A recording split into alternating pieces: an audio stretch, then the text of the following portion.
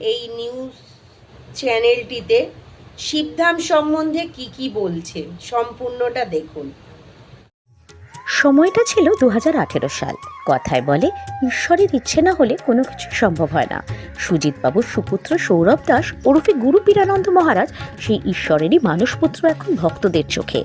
নিজের অধ্যাবসায় আধ্যাত্মিক জ্ঞানের আলোয় স্নাতক করে নিজেকে নিয়োগ করেছেন জনকল্যাণের কাজে। আজ তারই ফলশ্রুতি কলকাতার বুকে শিবধাম। একাধিক উচ্চশিক্ষার ডিগ্রি নিয়ে আদিগুরু মহাদেবের ভক্ত গুরু পীরানন্দর হাত ধরে প্রতিষ্ঠানটি আজকের দিনে ভক্তদের মাঝে এক নতুন দিগন্ত খুলে দিয়েছে। বর্তমানে শিবধামের ভক্ত সংখ্যা প্রায় লক্ষ ছাড়িয়ে কোটিতে পৌঁছেছে।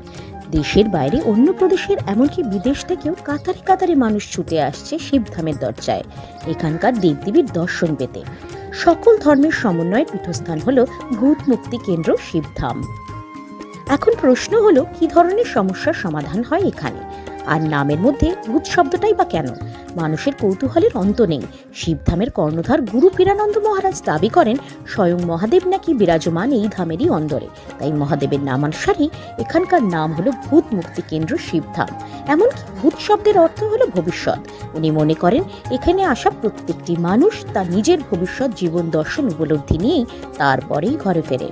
অনেক সময় চিকিৎসা শাস্ত্র বিজ্ঞান যেখানে হার মানছে ক্যান্সার কিংবা স্নায়ুরোগ থ্যালাসেমিয়ার মতন কঠিন রোগের কাছে, ঠিক তখনই দেবদূতের মতো পিত্তের পাশে এসে দাঁড়িয়েছে শিবধাম সরকার।